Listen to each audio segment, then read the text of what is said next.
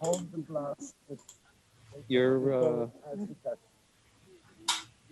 try to like On the right, on the left hand side. Yeah.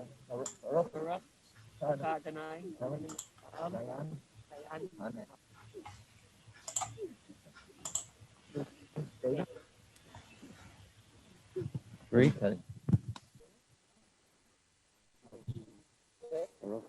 Baruch atah Adonai Eloheinu melech haolam dayan ha'emet.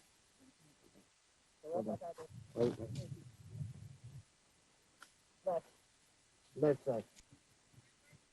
Yeah, Baruch. Adam. Eloheinu melech haolam. Yeah. Dayan. Okay. Let me take the shovel upside down and start covering the top of the oven.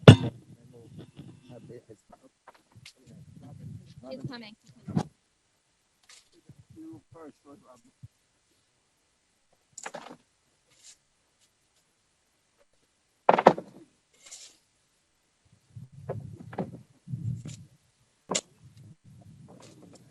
Because of the time constraints, we have to speak quickly, and unfortunately, we can't do justice to Deborah Bas Yehuda Leib Fruma, our beloved Debbie Fensterheim. It's hard to imagine a word without Debbie, and I'm speaking as a friend, really, not as a rabbi.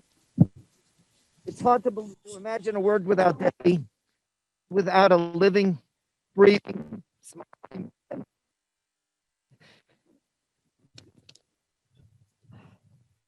She could be described as forever young. No matter what age, she always radiated youth, youthfulness, vigor, vitality of life, and extraordinary personal charm. What a mesmerizing personality. It came to my mind. Debbie was very sick, was rather odd. If I were to be stranded on an island alone, aside from my wife, my children, and my grandchildren, I think I'd like to be stranded with Debbie. And I don't think that I'm the only one here who thinks that way.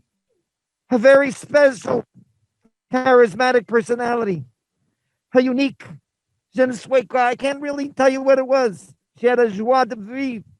Debbie knew better than anyone how to have a good time. I want to correct myself. Debbie knew how to make sure that everybody who was with her had a good time. The girls in Tannersville had the greatest time with Debbie on Erev Shabbos at Debbie hour. I have no idea what happened at Debbie's place. All I know is these eight proper religious women came home laughing and giggling. Debbie was the hostess, the raconteur, the source of good humor, and of course, the bartender. The Hebrew word ahava, love, comes from the root of the word hav, to give. Debbie was the ultimate giver. Is that correct? Everybody agrees. She liked to receive a nice house gift, but boy, did she know how to give. I don't know if the food or the products sold in kosher things, Debbie and Ricky's trailblazing food emporium in Tannersville. Can you call it an emporium? I don't know.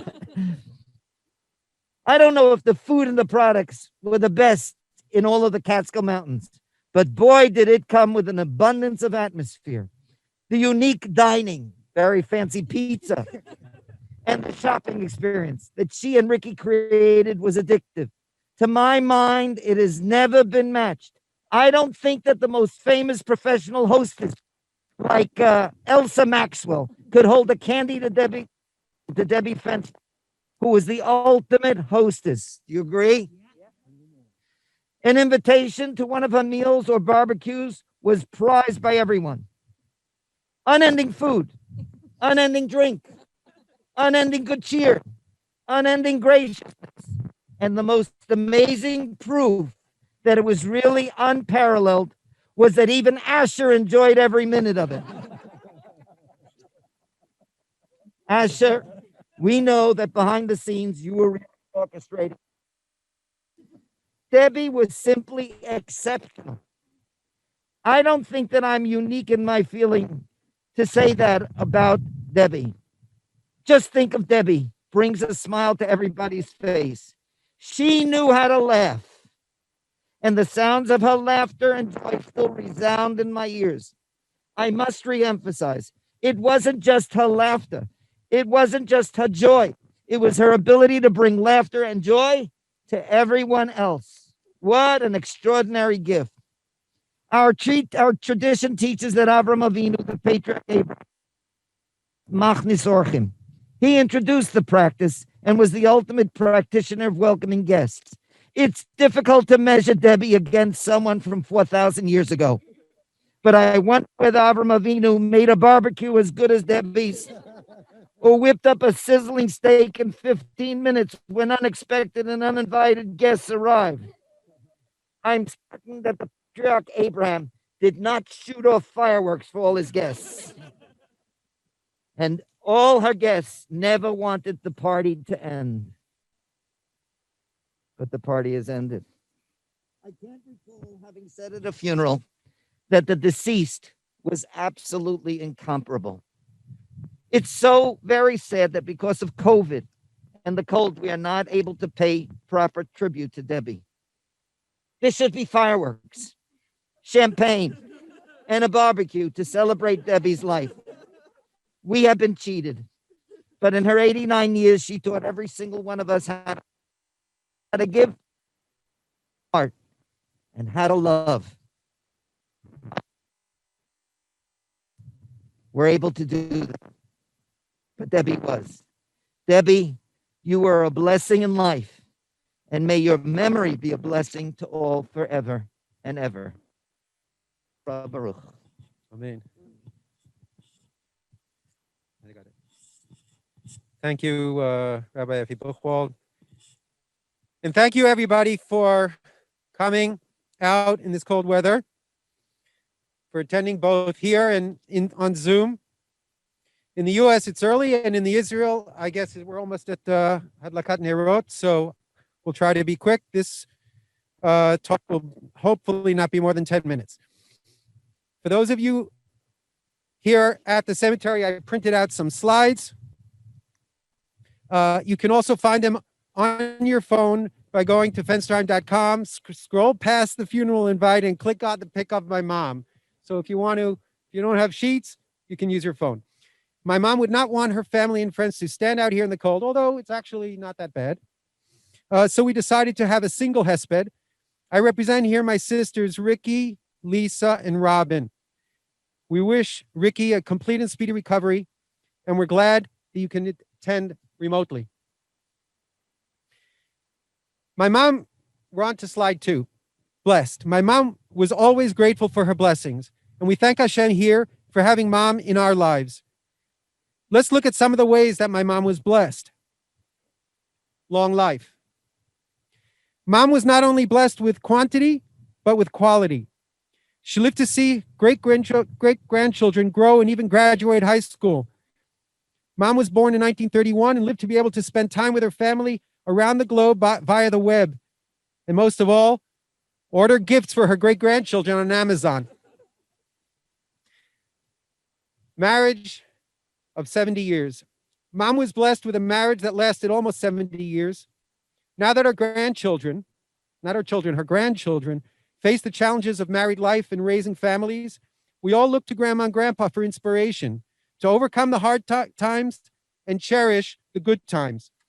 My folks have taught us always to make the most of our smachot, and more about that later. This is a short clip from an interview of my mom. You can find the entire interview on the Fensterheim.com website, but Mati, you on Zoom, you'll get the video with the sound. I met Daddy. Daddy and Oscar, Grandpa, shared an office with Spilky. That they were accountants. And when we ran out of, we used to use, I worked for Septimus. I worked for Louis J. Septimus. Mhm. I used to do his typing, and I was the little secretary. Because my mother and father wouldn't let me go much further than Louis Septimus. I mean, they were very protective.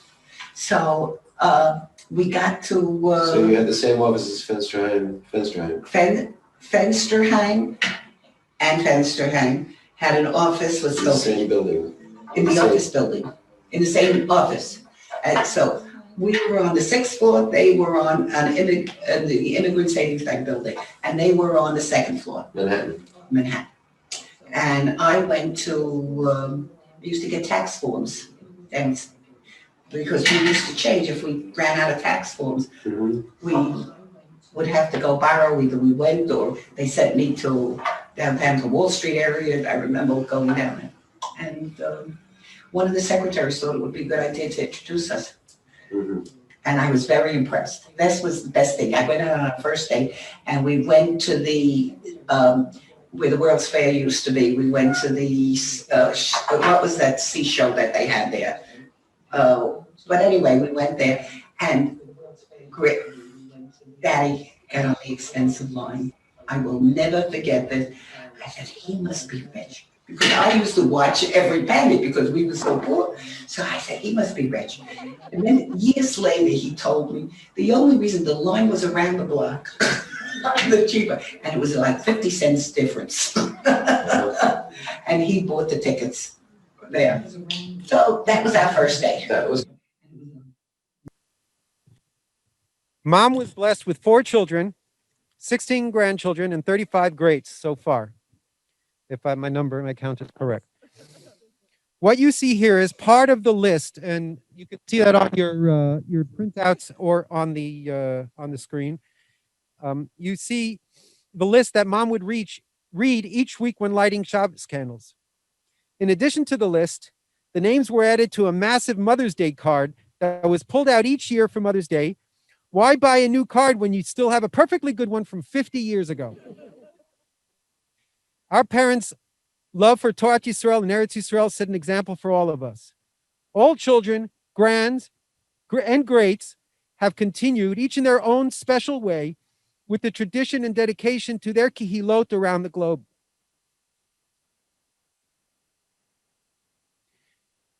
Considering the stats of assimilation in the U.S. was achievement. This was mostly attributed to our parents' tolerance to how each of their children chose to express their Yiddishkeit. There's no question that Mom learned this trait from her mother, Flora Carmel. Despite coming from a strongly religious Septimus clan, Flo saw the Beit Midrash when she married, and the rest is a remarkable and beautiful history. Mom was blessed with lifelong friends from the Far Rockaway Chevra to the Rehov Disco colony. Mom realized that relationships require dedication and hard work. This was my mom's forte. She was the glue that kept the Chevra together. When Mom ran kosher things in Tannersville, it was a natural. Everyone just wanted to see Debby and Ricky, not just to buy the great hummus that my mother made from scratch every night, soaking those hummus beans, just so that everybody should get fresh. Party time. Give Mom an excuse, and she made a party. New Year's, Thanksgiving, Yom Ha'atzmaut, birthdays, Hanukkah, and the list goes on. She so much enjoyed hosting and making the most of every opportunity to celebrate. This trait was clearly inherited by Ricky, who keeps up the party tradition. So for Mom, let's keep celebrating. Tehei nishmata tzurura b'tzroach hayim. The world is a happier place because of Mom. A little short piece of trivia. My mom's name was Deborah. Anybody know why she was named Deborah? That's right. Exactly, Lisa.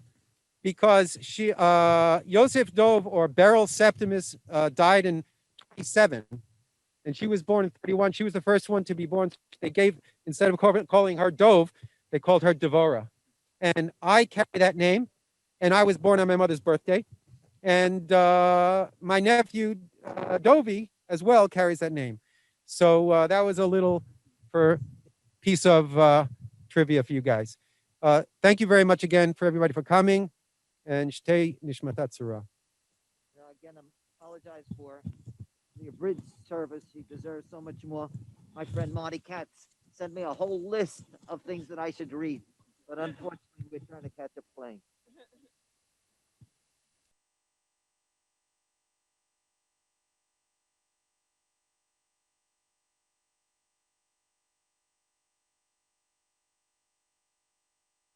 No. Okay. Hi, everybody. Okay, so I'd like to say these few words to take part with Grandma Debbie. So Grandma Debbie had such a great influence on the family, and I think one of the hardest things in making part with her now is that she was the diamond of the family, and she had such a great influence on the family. And I think the way of this family is the path that this family is taking. At least most of the people I know is going by Grandma Debbie's way. So I really thank you, Grandma Debbie, for sharing your way of life and sharing your happiness. And I really think what my father said is amazing. The world is happier because of her. And I think that is so true. And that sentence brought me to tears. I was really privileged to spend the last week of her life with her. And in that last week, you really saw that she really wanted to spend every last moment. She really wanted to spend every last moment to the fullest. And every moment she was able to open her eyes and say something, she was able to pinpoint and say the right thing.